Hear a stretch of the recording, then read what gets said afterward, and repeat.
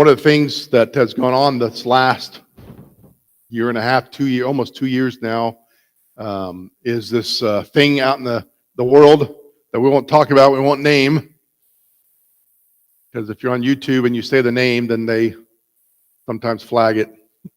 So I won't say the name, but you know what's going on out there. But I find that the fear of what's out there, Tim, you go and put the slide up there. There you go.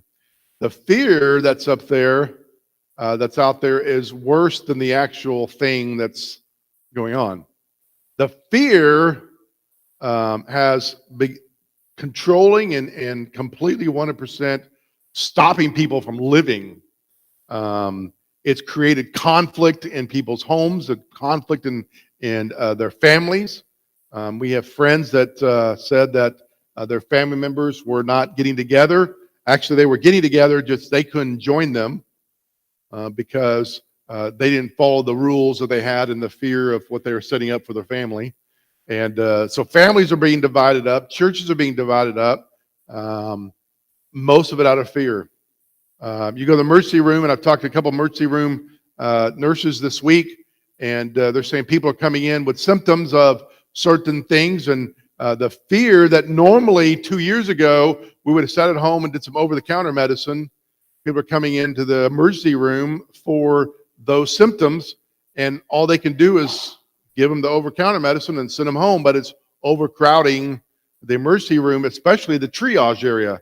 ICU rooms are not full. In fact, I was in a hospital this week, and they had no one in the ICU at all. I mean, like 2 people in the ICU. So the ICU rooms are filling up. The ER, especially the triage area, is getting filled up with people because of fear.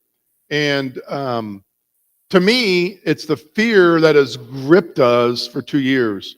And so for me, I want us to think about that idea of moving forward with God. And how do you move forward with God? And I think this is probably one of the biggest years of thinking about moving forward that I've preached for a New Year's Sunday morning message, because there's been so much that has held us back and holding us back.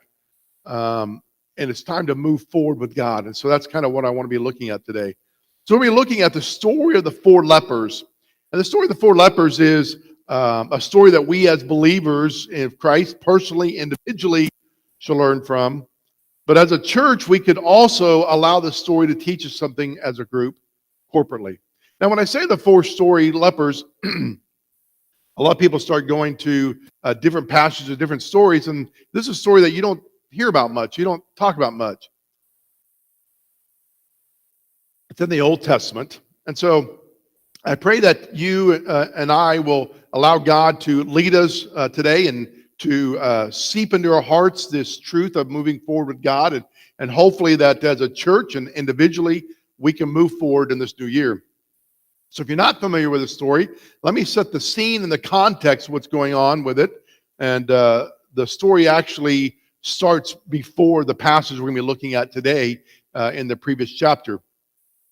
And verse 24 of chapter 6, the king of Syria began to attack the city of Samaria. It besieged the city. Between verses 24 and 25 of chapter 6, there is some time that elapsed, and that creates this famine in the city of Samaria. And so if you understand a siege would be they would go and surround the entire city and don't let water or food come in, and they don't let provisions or anything go out, and so they just sit around it and wait. The Syrians were masters at this strategy of war. They were large enough military force to surround a city, provide continual relief to its army so that no soldier would go hungry or get weak. And so as the frontline soldiers would be there, they bring in more soldiers, and they would go back out, get some rest, get some eat, whatever, and they could replace back. Very much like an NFL football team. You could send in different players and keep the rested ones going, and without having to be out there the entire hour a long time. And so the Syrian army was masters at this. They were wealthy enough to sustain a military siege for however long they needed. And they were patient enough to watch their enemies become insane to surrender or mutiny take place within the city. And so King Jeroboam was a king of Samaria, which is part of the northern kingdom of Israel. And he was in a bad situation. The entire city was in a very bad situation. When you read verses 25 to 29 of chapter 6, you find out that it was so bad that the famine had caused the cost of meat to skyrocket to such an enormous price that people were actually paying for the dung of birds to eat as protein. So I want you to think about what we've had to go through in the last 2 years of the famine and the things that we've had, the toilet paper extravaganza that we had last year. Remember that? And all the things that have happened, and murder hornets the last couple of years. I mean, all these crazy things that have happened. But I have not. I don't know if you raise your hand if you have. Maybe I don't know. But I have not bought any bird dung for meat at all. Anybody? Okay, good. Now I've gone to the store and I had to get 1% milk because 2% wasn't there. And I've gone to the store and had to get whole milk once because 2% wasn't there. But I've never had to buy bird dung. So I think any famine that we think we might have in the last couple of years isn't this bad, right? But it gets worse. We even read where 2 mothers reverted to cannibalism and ate their own children. So I want you to think about how bad it has to get to try to survive in a situation. And this is where the king of Samaria and the people of Samaria found themselves. So I'm trying to set the scene of how horrible it was. We think we've had it bad the last couple of years, but they had it worse. And we're going to be talking about some people that had it worse than that. So we're going to be talking about those, but I just want to set the scene. They even blamed the prophet Elisha for the predicament, as if Elisha could have made it happen, changed differently. I told you it was going to happen. Well, if you hadn't told us it was going to happen, maybe it wouldn't have happened. No, it was going to happen, right? Blame him. Here's what Elisha said in 2 Kings chapter 7, verse 1. Hear the word of the Lord, thus say the Lord, tomorrow about this time, a measure of fine flour will be sold for a shekel, and 2 measures of barley for a shekel at the gate of Samaria. Now, if you don't understand what he's saying because you don't understand what shekels are, this is a good thing. What he's saying is, in essence, by tomorrow, things will be better. By tomorrow, there will be flour. By tomorrow, there will be barley. So they're in this worst situation, and Elijah caused it, right, in their mind. But Elijah says, don't worry. God said by tomorrow, it will be better. A landowner responded to this statement. In verse number 2, he says, if the Lord were to make windows in heaven, could this thing happen? What he's saying to Elijah is, only if God opens the windows of heaven could this actually happen. In other words, for us to have barley and for us to have flour, God will literally have to have it rain down from heaven for us to have it in our city. Which is good. I mean, you think God could do that, right? But didn't he put God in a box? He can't put God in a box. Like the only way God can make this work is if he literally just rains it down from heaven only in our town and everything will be fine. But he's telling Elisha, this is the only way it can happen if God opens up. The only way things could get any better is this horrible situation if God literally opens the windows of heaven and drops food down to us. So does this sound familiar to our situation today? So let me remind you today that God is still in control of heaven. He's still in control of the windows of heaven. And if God wanted to rain toilet paper down, he could. Right? If God wanted to make sure that we had what we needed, he could rain from heaven. Or he could somehow change something else and all of a sudden everything else is fine. Because if you realize all those months when we were looking for toilet paper, right, we had enough. Right? People were hoarding. Like I saw people, cars full of people. If you just bought the 24-pack, you would have been fine for the 2 months you needed it. But no, they fill the whole car. And then they're trying to sell it 3 months later for like $50, and no one would pay the $50 price because they had it by now, right? So God allowed us to have toilet paper a completely different way than raining toilet paper from heaven, didn't he? Right? I'm just using it as a fun illustration for you to get the point of what I'm trying to say. In spite of what the previous couple of years have been like, God is still seated on his throne. Now, that does not mean, and I hear people say this, that God caused this. It does not mean that God brought this as a judgment. It does not mean that God said, well, y'all weren't following me, so this is what you get, No. This happens because of the curse of sin on this world that started when Adam and Eve took a bite of the fruit, and God said there will be curse of death on this world, and that curse brings disease. But God didn't cause this to happen for judgment upon America, or judgment upon the world, or judgment upon just older people, right? It wasn't like God was up there going, this will get them, right? But in the midst of something that happened because of the curse, because of life, and because of nature, God says, I'm still up here, guys. I'm still in charge. I still can allow this to happen or not allow it to happen. And I can still rain from heaven if I want to. Toilet paper. I'm still God. Don't forget that. And sometimes I think we begin to forget that. Like it's been a trying year and 2 years for many. Maybe some are scary. Maybe it's literally be famine in your family. I don't know what's going on in your household. Most people tell me, but maybe you're hiding it from me, that y'all been eating dung of birds at home because you didn't have any food. I don't know. I hope it hasn't gotten that bad. I hope you come tell me if it got too bad. But maybe you've been besieged by pain, either by physical pain or emotional pain in the last couple years. Maybe the armies of fear, frustration, and failure have besieged your life. There are those who have been surrounded by mistakes and personal misery, but somehow, some way, here you are. And we're here this morning to hopefully hear from God in the middle of this famine besiegement of what we have. But I need to tell you that God can teach you something in the middle of the famine.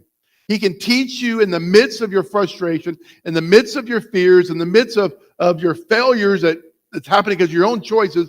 God can still teach you something about Him and about your relationship with Him.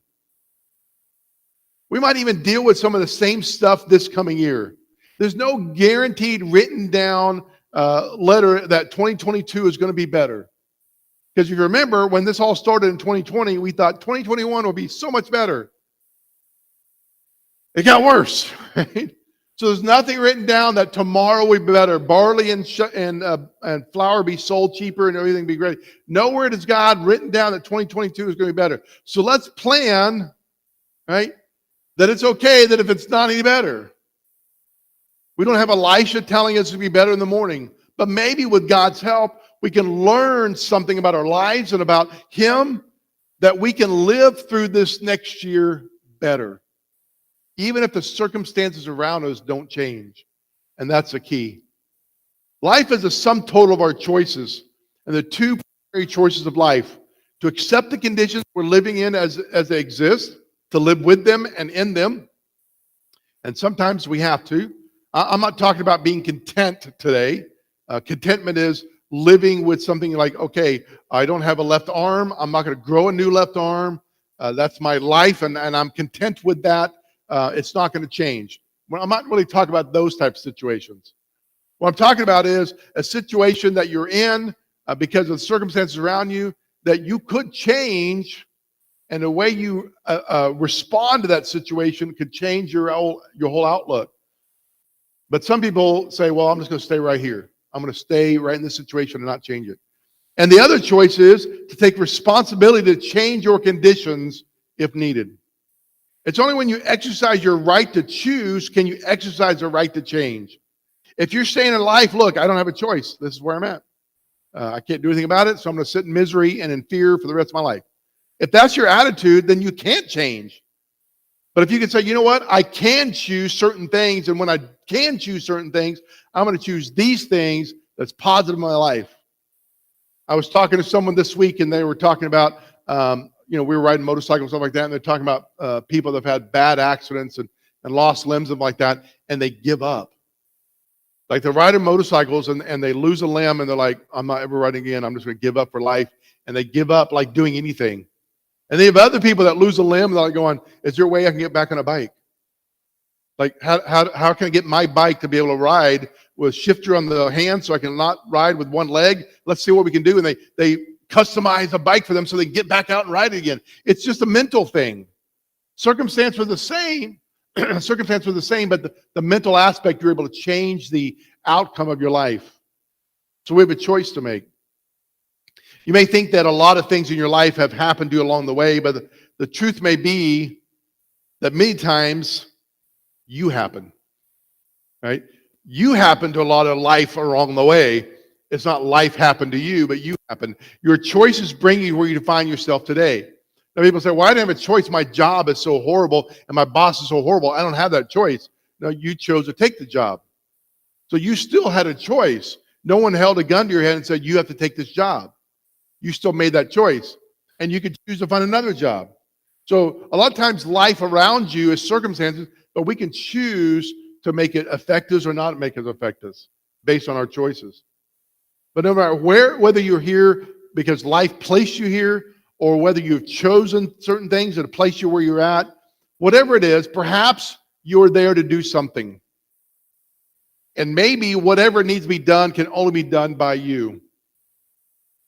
Maybe it is only through you that what needs to happen can happen. And maybe in the gloomy, dark situation, it is you that can shine the light in that situation. So that's the kind of precursor to what we're going to be looking at in this story. So let's look at the passage in 2 Kings and see what these 4 lepers can teach us about ourselves personally and about our church. 2 Kings chapter 7 verse 3 says, there were 4 leprous men at the entry of the gate, and they said one to another, why are we sitting here until we die? If we say, let us enter into the city, the famine is in the city, and we shall die there. But if we sit here, we die also. So now come, let us fall into the camp of the Arameans. If they spare our lives, we will live, and if they kill us, we'll die. Seems pretty reasonable, doesn't it? There are 4 lepers outside the city. They've been put out there because of their leprosy. And while they're outside of the city, the siege of the city takes place. So they were already out there when the siege started. Their leprosy is usually a death sentence back then. When you're declared a leper, you were declared cut off from your family, cut off from your community, cut off from the temple, cut off from your friends, cut off from your livelihood. You were set out there in the gates of the city, outside the gates of the city, the walls of the city, or you're sent to some leper camp that they had if they had enough of them. When you declared a leper, you were sentenced to this a life of being unclean, and you could not be around anybody else. You had to quarantine for more than 10 days. All right? So you're getting the picture here, right? Normally, friends and family and kind people will bring food outside the gate and leave it. We've done that a few times, gone to someone's door, put stuff on the porch, rang the doorbell, and walked away because they didn't want to be close to anybody, right? And so there's your food, and that's what they would do for lepers. Here's the leopard food place, right? And they put all the food there, and they'd walk away, and then the leper people would come up and grab the food. And so they possibly were going to die for this disease, but they're also hungry. And did you know you would die from starvation quicker than you would die from leprosy? Right? So going into the city would not help that. If they were caught in the city, they could actually stone them or kill them. Because what the people in the city were dying of food and famine, and someone else came into the city that was going to take food away from them. They're like, no. You're a leper. You have leprosy. You don't belong here. And if you don't leave, we're going to stone you and kill you and burn your body so we don't have to worry about it on the inside. That's what would happen. So they knew that, right? The famine inside the city had impacted the lepers in a greater way than what was going on in the city. Now think about this. What did I say how bad it was in the city? Now picture how bad it is on the outside as a leper. Worse. Because not only you have to deal with a famine, now you have to deal with leprosy. If you've ever studied leprosy, study it out a little bit, and you'll find out it is a horrible, horrible disease. Now, The Syrian army saw the lepers there. They weren't going close to them. Y'all just kind of hang out over there. You're good. Right? They're not going to touch. We're not going to give you food either, but we're not coming close to you. So you just kind of hang out there in your little camp there you got going on, and we're going to hang out over here, and you do your thing. We're going to do our thing, right? And so the famine inside the city had impacted the lepers in a greater way. The Syrian army was no real threat to the lepers. So they're living with the death sentence of a disease, and now they're confronted with starvation. They've been hit with a double sentence of trouble. They're banned from entering the city. The famine had prevented those who were even being merciful on the inside to bring them food. So now they're not even getting food from the outside anymore. From the inside, the leprosy is not in remission. There's no healer in town. And the Syrian army is camped outside the city. Life is at an impasse for these four men. They're caught between a rock and a hard place. You ever feel like that in your life? So as you kind of set the scene how bad it was then, and you kind of think about how bad we've had in the last couple of years, right? So think about how horrible it is, not as bad as what they had. And these sieges, whatever, they lasted sometimes years. We're not talking about a couple weeks. Sometimes it took years for the city on the inside to go through all their stockpile of food and get to where they're at, where they finally were able to surrender and walk out. So we're talking, it could be a year, 2 years of them. So kind of like us, last 2 years. Not nearly as bad as what they're going on, but we can learn from this, can't we?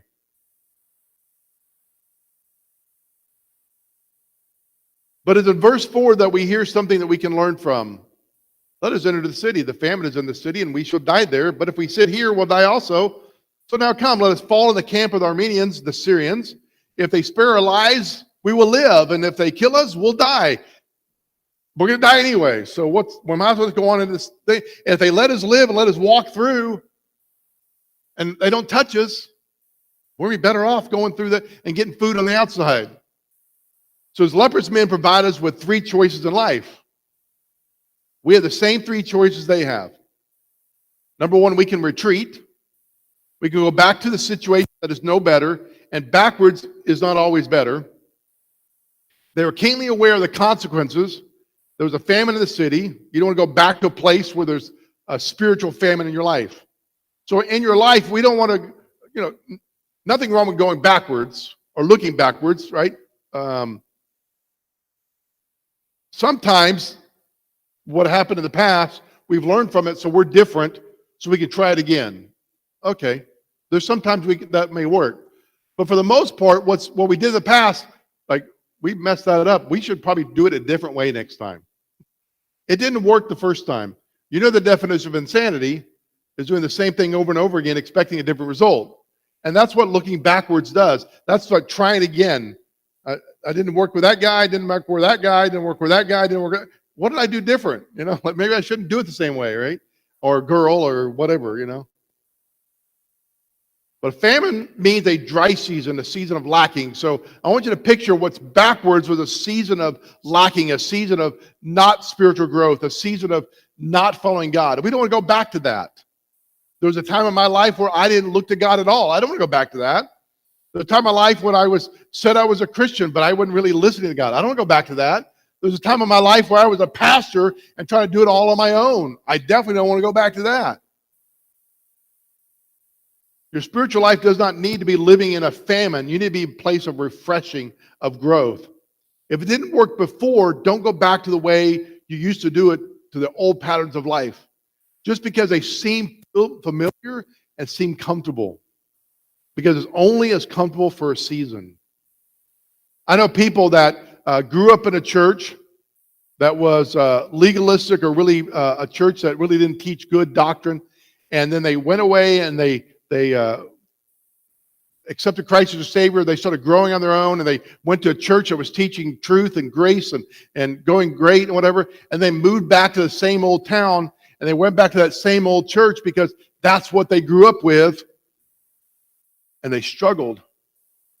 And like, I can't be here. This is not who I am anymore. I moved past that with God. I've moved into grace. I'm not in this legalistic life anymore, this dead life anymore. I want to move past it, but yet this is the church my parents go to. This is the church I grew up in, so it's comfortable. Right? We don't want to go back to something like that just because it's comfortable. Because it's only comfortable for a season. Everybody in that city will ultimately die if the famine stays, so we can't go back. Also remember that they had not heard Elisha's decree. Elisha told it, he's on the inside. They didn't hear him say, tomorrow everything's going to be better. So for all they knew, tomorrow was going to be horrible. In fact, we're going to find out that their choices is actually what made Elisha's prophecy true. So retreating was not an option. So second option is we could remain. We could stay where we are and do nothing. Die from hunger, die from disease, good to go. We're just going to stay here and just die. You can continue to sit here and spend time reliving and revisiting what you've gone through, and you'll probably become more depressed, more defeated, usually more delusional. Look, I'm good at this. I've been doing this for 50 years in the same church, same pew. And it's good. It's fine. I don't have to grow. I don't have to learn more about God. And it seems like sometimes people have been in church longer. They're like they kind of just tune anything out. Like, okay, I've heard these same stories for 50 years. I'm just here to do my allotted Sunday. Let me sit here, and we'll be fine. There's nothing that you or anybody can do about yesterday. So don't look at yesterday and go, "Oh, it messed up, so I might as well just sit here and do nothing." Because obviously I don't make good choices. There are errors that were made in the yesterday and things that were said of the yesterday that are yesterday. We can move forward. So your prayer perhaps should be, if I don't want to experience the mistakes and misery of yesterday, that God help me and show me how to have a better tomorrow. And that's what Elijah was saying. Tomorrow is better. So they just said, oh, we could just stay here and die. Lepers said, nothing good will happen to us by sitting here and talking about the situation. We have leprosy. Yep, we sure do. We have no food. Yep, we sure do. Okay, good night. Next day, we have leprosy. Yep, we sure do. We have no food. You're right. We still don't have food. Okay, good night. I mean, how long are you going to do that in your life? How long are you going to stay in the exact same place that you've always been with no growth and no learning God, no getting closer to Him? How long are you going to stay in that spiritual stagnation of life? I don't know if that's even a word, but it sounded good. The leprosy will not get better, and no food is going to come to us, and we're all going to do is just sit here and talk about the situation until we die. Sometimes the fear of the future of the unknown grips people. I know people that I know I need to change. I know that this isn't good, but I don't know what's going to happen there, but at least I know what's happening here. And I don't want to go there because I don't know what's going to happen. I'm afraid of the unknown more than I am of not doing anything. I know people like that. The way I'm doing things aren't moving. That's fine, but at least I'm not going backwards. I'm comfortable with the here and now. We could get by doing the same thing. We could exist doing the same thing, but we'll not grow. We will not develop our new muscles for ministry and new muscles for God's leadership in our lives by staying exactly where we're at. As a pastor of 20 plus years now of being a pastor, I cannot continue to just do the same thing every single day. I have to learn. I have to grow. I have to find new things about God and my relationship with Him. I have to find new ways to reach other people. And you do too. It's not like you come to church and like, okay, good, Blake's moving, so I don't have to. No, that's not the way it's supposed to work. We're all to be growing. We can't just sit there and say, I'm good to go. And a church can do the same thing, not individually, but a church can do the same thing. Look, it's been working like this way for 15 years. I'm not going to rock the boat. We're going to do it the same way every single time. It's good. We like that. We're going to do our things the same way. We're not going to do anything new. We're not going to reach the community differently. We're not going to change our methods to reach younger people. We're not going to do anything different because it's just the same as it always is. We're good to go. It's working for us. We're fine. And what happens is, and what's happened to a lot of churches is, what's happened the last 2 years is the base of people that everyone was doing it the same way. We didn't have to reach the younger people. That base is no longer there. It happened to our church as well. We had 10 deaths in 2021. 10. So think about that in a population of what we have right now. Some of you were not here 2 years ago. So if we didn't have the new people 2 years ago and the 10 gone, where are we at today? If we weren't trying to reach new people and younger people, where are we going to be at next year if it continues the way it's going? So we can stay where we're at and say we're fine, but what happens? The church dies, literally. So the church has to do the same thing, not individually as well, but corporately as a church, we got to say, look, we can't just be doing the same thing. We can retreat backwards and go back to the way things used to be, and that didn't work out for us. Or we can stay stagnant and be comfortable in the ways things are, or we can do something different. We can take a risk. We can think outside the box. Like, who would have thought, let's walk into the enemy's camp? Right? Go up, go forward, do something different. Go over to the enemy's camp, and just maybe they'll show mercy to us. They may kill us, but we're going to die anyway. So let's just think outside the box. Let's do something different. And what happens with the church that is successful is the church that says, let's go this way. Oh, that didn't work. Let's go this way. That didn't work. Let's go this way, and keep finding the way that's different until we find something that works, and then we move forward there and then pivot from there. That's why a church is successful, and that's the way a church continues to grow. And that's why we personally should do it too. Try something new. I tried something new, but I didn't like it. Like, I tried snow skiing when we moved to Utah. Loved it. Try snowboarding. Did not love it. Did I keep going snowboarding? No, I got on the skis because I loved that. It worked. It was something new. And I skied once a week for the whole winter season. As long as there was snow, I was up there skiing because it was so fun. And I enjoyed it. Went to Kansas, not so much. Can't really ski much in Kansas. No mountains. Well, there are a few, but they don't have enough for snow skiing, right? So you try something different. So I started hunting and doing things like that. Enjoyed it. Came down here. No skiing, not a lot of hunting. At least I don't know anybody who does hunting, whatever. But I love fishing. I've been going to the coast and going fishing at the coast. Love that. Something new. Had to buy new fishing poles, right? Always got to continue to try to find something different. Well, the church has to do the same thing. We have to do the same thing spiritually in life. Try something new. God is at work when we're not even thinking about it. So the idea is to think about it. So, okay, where God's going to lead us? Let's see where God wants us to go and continue to look to Him.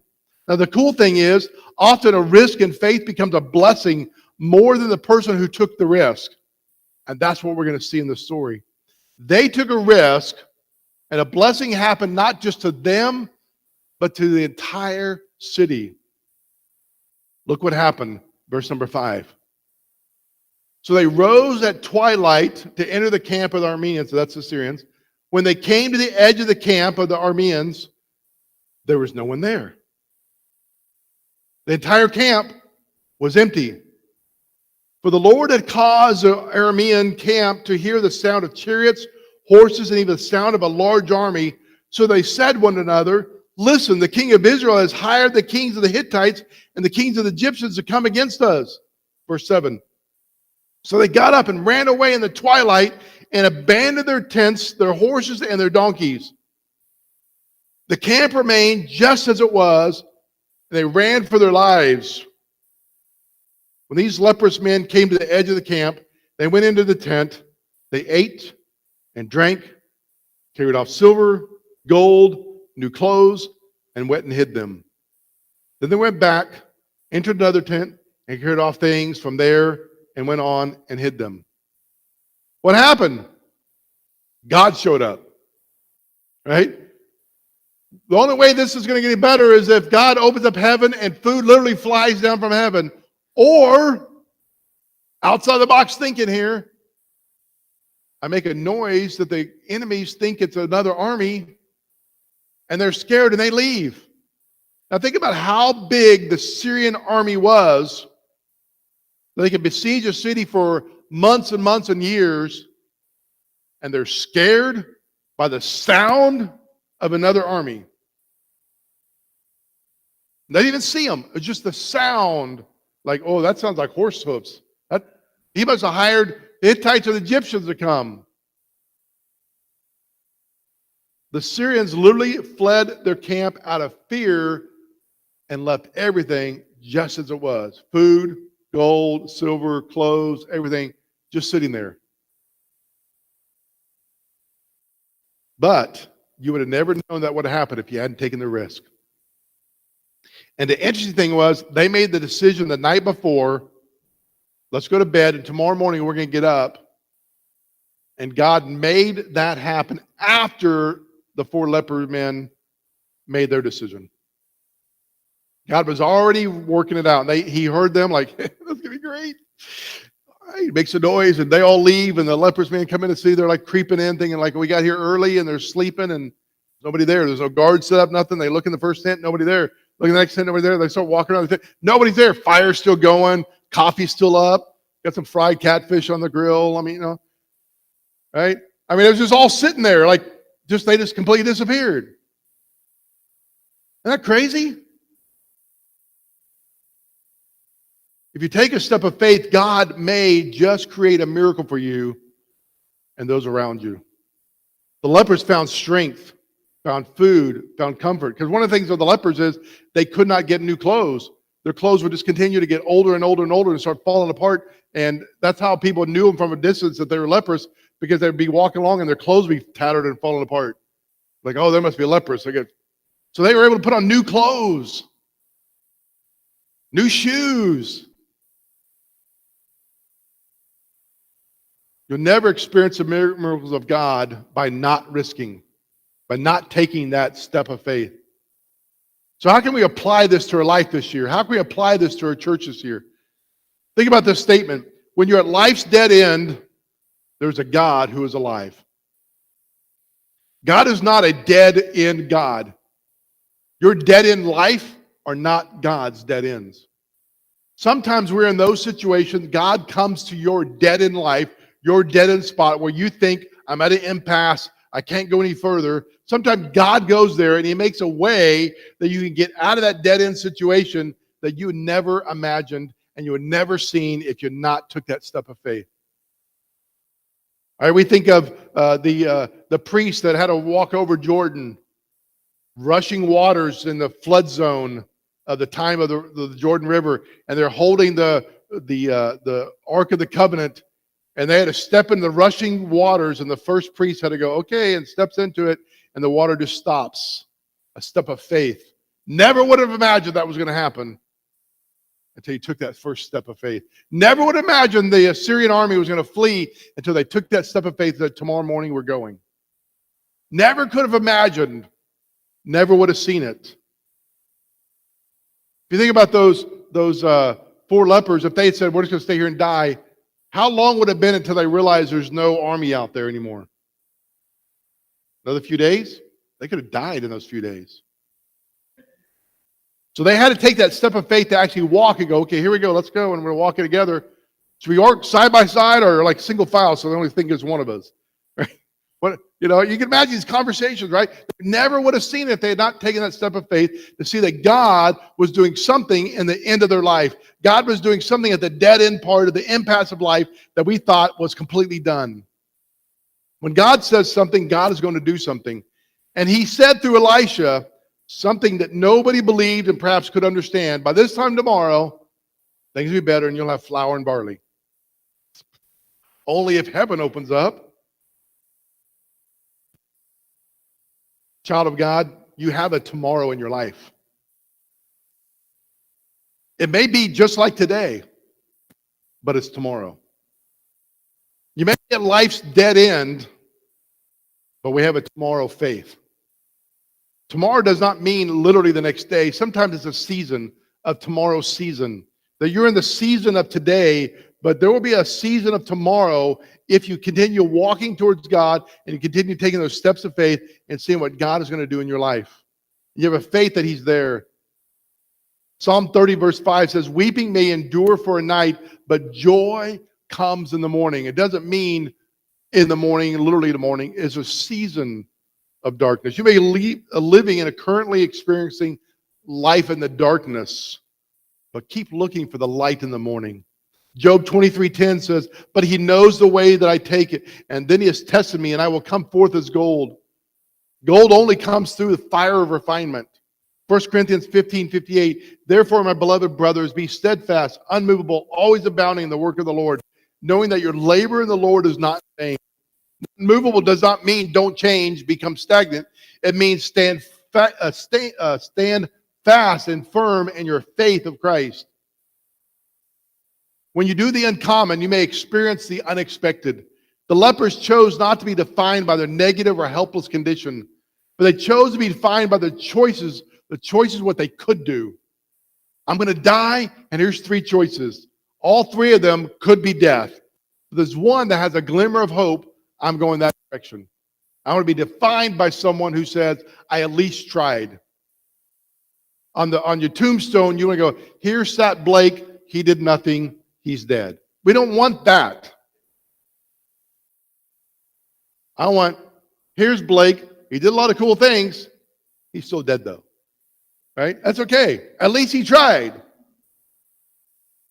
The lepers realized that there's nothing they could do about their lives as a leper. They could do nothing about the leprosy or their situation of famine. All they could do is, what they could do is get up and walk. The impossible, all of a sudden, is brought into the possibility. The improbable, all of a sudden, becomes probable. The door that was closed gets cracked open. The window that was shut tight is now open and wind is flowing through. Faith asks us to do the uncommon. Faith asks us to do something that may seem insane. Faith tells us to step out of what is comfortable and experience the uncomfortable. Nothing in the story suggests that the lepers did this on faith.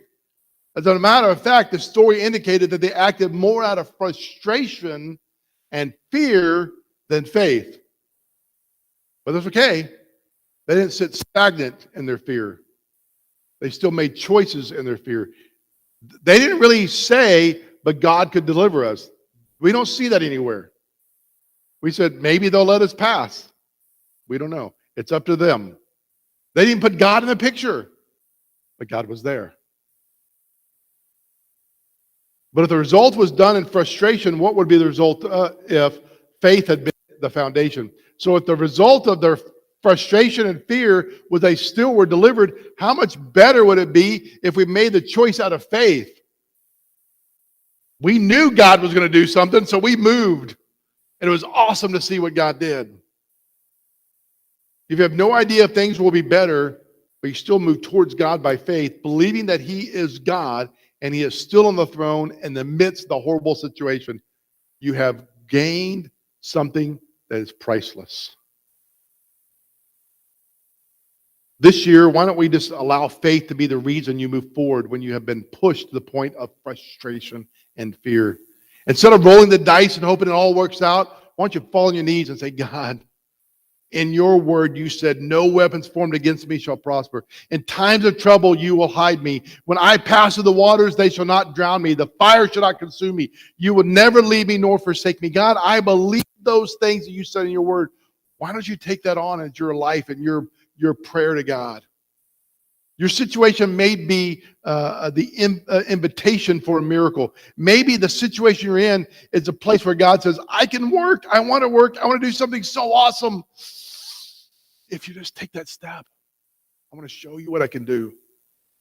Sometimes when you're at your lowest, God will manifest Himself at His highest. The place of fear can be turned into the place of new faith. Your place of frustration may become a place where you discover your strength in God's power. God can use an impasse in our church to lead us forward. God can use a point of contention or division to bring us to a place to give Him glory if we look to Him to lead us. God can use a surrounding community and the government situations that is forcing itself onto the church. He can use those situations to help us bring a place to bring Him glory if we look to Him and allow Him to do it. That when a miracle is shown, when He shows us the way to move forward, when He shows up and shows us something amazing, we can't hold our peace. Look what happened to the lepers did after the miracle they witnessed. They'd just gone and gotten food, hid their gold, came back, got some more food, got some more gold, hid that. And now we pick up in verse number 9. They said one to another, we're not doing right today. This is a day of good news. The word good news in the New Testament, the gospel. Yeah, put that together, huh? If we are silent and wait until the morning light, we will be found guilty. Let us go now and enter the city and tell the king's household. So they went and called to the gatekeepers of the city, and they told them, look what we have seen. Look what we have done. We walked in the camp, and it's completely open. There is food for everyone. Come on out and let's eat. God did something amazing. I don't know what it is, but there's food everywhere. There's gold. There's new clothes. Let's go out and eat. The king sent out a group of people, and they gathered the food up, and they started distributing it to everyone, and started selling flour and barley the next morning, just as Elisha said it would happen. Sometimes God does what he does, and all we can say is, wow. Wow. That's just so crazy, God. I don't know why I didn't expect that, because you're God. But isn't that what we do? Right? Sometimes we can just cry out to him, God, you're so awesome. I don't know why I didn't see that one coming. I created a universe in 6 days with my spoken word. Why don't you not think I could do something like this? Sometimes it's just too hard to believe. It's too good to be true. Sometimes we're just shocked that God is God. But when he does those things, we need to share the good news to others. This year, let's see if he will do something awesome in your life and in our church's life. And when he does, we're going to share that good news to the world. Look what God has done in my life. Look what God has done in this church. Look what God is doing at Calvary Baptist in Port Acres. This is amazing. Share that with the world. Share that with people and tell them, hey, you got to see what God is doing. It's amazing. But we'll have to move forward in faith and allow him the ability to do his work. If we decide, no, we don't want the world to see what's going on. We want them to just be comfortable in here. Those people coming from the outside, they could change things up a bit. Wouldn't that be horrible? New people come in and we do things different. But we got to allow God to show us. He is a God who opens the Red Seas. He's a God that helps us cross the Jordan. He is a God that brings down the walls of Jericho. He is a God that meets us in the furnace. He is a God that slays giants for us. He is a God that delivers you from bondage. He is a guy who sends your enemies packing with just a sound of a horse and leaves you with strength and provisions to get you through the famine that you're going through. Wow. Wow. Are you excited about what he will do in your life and in this church this next year? Do you think he can do something amazing? I think he can. Can he do something amazing in your life? I bet he can. Can he do something amazing in this church? I know he can do it. The question is, are we going to step out in faith and say, God, we're going to do what you lead us to do, and we're going to step out in faith and do it because we're looking forward to what you're going to do in our church, what we're going to do in our lives. So church, let's move forward with God this year. That's our mandate. That's our challenge. That's our goal, is to move forward with God. And we're going to see what God is going to do. Amen? Let's all stand. Let's in prayer and worship him in song. Father God, I just thank you.